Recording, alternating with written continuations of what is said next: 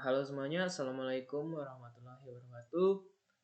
Eh, Kenalkan, nama saya Muhammad Rasari dari Universitas Sriwijaya, Prodi Teknik Kimia, dengan nomor NIM 03031 38212 6095 dari kelas A kampus Palembang. Baiklah, di sini saya akan mempresentasikan mengenai materi bakat elevator yang terdapat pada alat industri kimia. Baiklah, mungkin langsung saja kita mengenal lebih dekat apa sih itu definisi bakat elevator. Nah, bakat elevator ini adalah salah satu jenis alat transportasi dalam arah vertikal atau membentuk sedikit sudut kemiringan terhadap bidang vertikal. Karena desainnya yang vertikal memberikan berbagai keuntungan, tidak memerlukan tempat yang luas, efisiensi, dan handal dalam menghandle bulk material, dan mempunyai berbagai kapasitas tergantung dari jenis yang digunakan. Meskipun berfungsi untuk mengangkut material, akan tetapi alat transportasi juga memiliki peranan yang sangat penting untuk kelancaran produksi.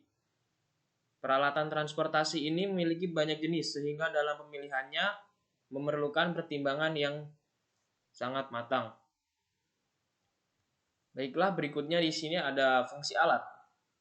Nah, apa sih itu fungsi alat bakat elevator? Nah, fungsi alat bakat elevator ini berfungsi untuk memindahkan suatu material dengan jarak pemindah yang panjang, lebih beragam penggunaannya, dan variasi kapasitas yang lebih luas dan bersifat kontinu.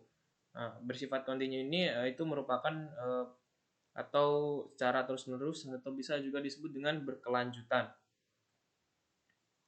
Oke, berikutnya di sini ada jenis-jenis bakat elevator. Nah, ini ada 3 jenis, yaitu berdasarkan konstruksinya. Yang pertama meliputi vertikal atau tegak lurus terhadap permukaan tanah dan incline, memiliki derajat kemiringan atau bisa juga disebut dengan cenderung. Nah, cenderung memiliki derajat kemiringan pada alat bakat elevator ini. Dan yang berikutnya yaitu combination atau memiliki kedua sifat di atas tadi. Nah, kemudian yang kedua ini, jenis yang kedua yaitu berdasarkan pengumpanan material. Di sini meliputi scooping atau material diambil dari pergerakan bucket, dan juga ada direct fill yaitu material jatuh ke bucket.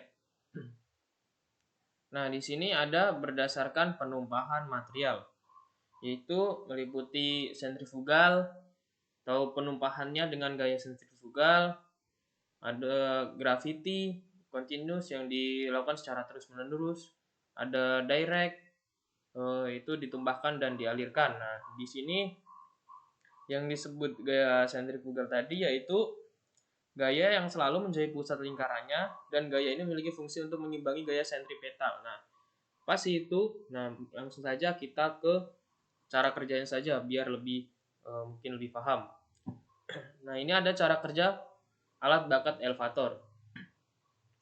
Pada umumnya yaitu material dimasukkan dulu melalui lubang pemasukannya dengan sudut 400 sampai 600 derajat di bagian bawah dari bakat elevator. Nah, kemudian diserok atau diterima oleh bakat, di mana bakat dipasang pada rantai yang selanjutnya dibawa ke atas karena gerakan rantai mengikuti putaran head sprocket yang diputar oleh drive unit seperti pada gambar. Nah, ini di samping ini adalah contoh realisasi cara kerja alat bakat elevator pada gambar.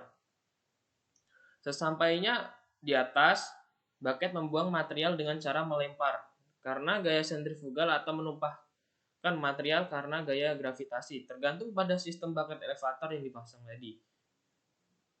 Untuk mengurangi tumpah material yang kembali masuk ke dalam casing bucket elevator, maka dipasang peralatan yang bernama rubber lip yang berupa lempengan karet yang dapat diatur posisi maju mundurnya sesuai kebutuhan. Selanjutnya diarahkan dan diteruskan ke dalam lubang pengeluaran yang terletak di bagian atas dari bucket elevator, atau bisa disebut di sini adalah discharge chute, dan diterima oleh peralatan lain. Mungkin akan lebih jelas lagi jika kita melihat ilustrasi video cara kerja bucket elevator. Marilah kita sama video ini bersama-sama.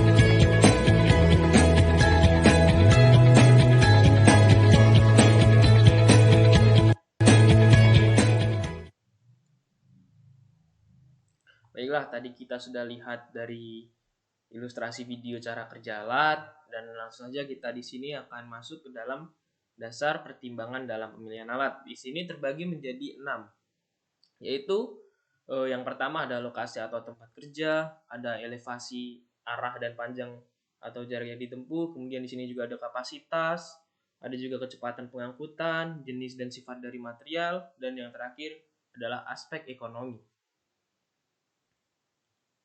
Nah, berikutnya di sini adalah persyaratan yang dilakukan untuk menjamin keandalan dan kontinuitas perpindahan material dalam tugas dan fungsinya dari kelancaran produksi. Atau juga bisa kita sebut dengan cara merancang alat tersebut agar bisa semaksimal mungkin dalam menghasilkan produksinya.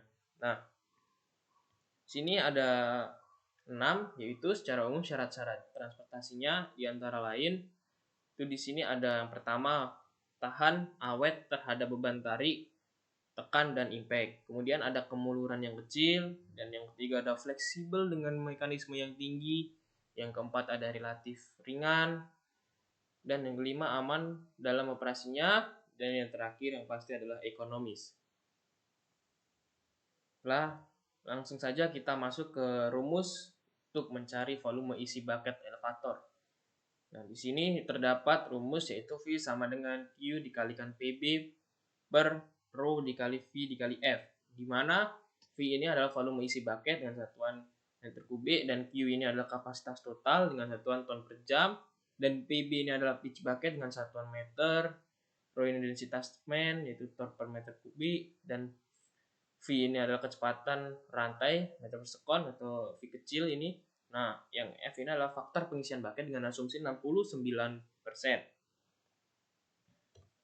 Oke, langsung saja kita menuju contoh perhitungannya agar lebih jelas. Nah, di sini ada soal yaitu bucket elevator dengan volume 20 meter kubik dengan jarak 10 PB dengan kapasitas totalnya 15 ton per jam dan kecepatan rantai 20 meter per sekon. Dengan asumsi pengisian 69% dan densitas semennya 1,44 gram per cm kubik, maka berapakah volume isi bucketnya? Langsung saja penyelesaian. Yang pertama kita tulis rumus tadi yaitu V dikali V sama dengan Q dikali PB per rho dikali V dikali F. Nah, karena semua variabel tadi sudah diketahui, langsung saja kita masukkan ke dalam rumus tadi. Dan kita dapatkan di sini yaitu hasilnya 8.680 meter kubik, atau bisa disebutkan 86,8 dikali 10 pangkat 2 meter kubik. Oke, baiklah. Nah, untuk referensi dari pemaparan saya tadi, saya menggunakan 2 buku di sini, itu ada Chemical Process Equipment, Selection and Design, dan buku Perry Chemical Engineering Handbook.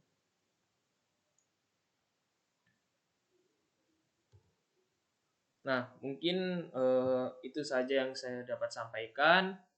Semoga bermanfaat bagi teman-teman semua, dan jangan lupa like, comment, share, dan subscribe video ini. Dan terima kasih.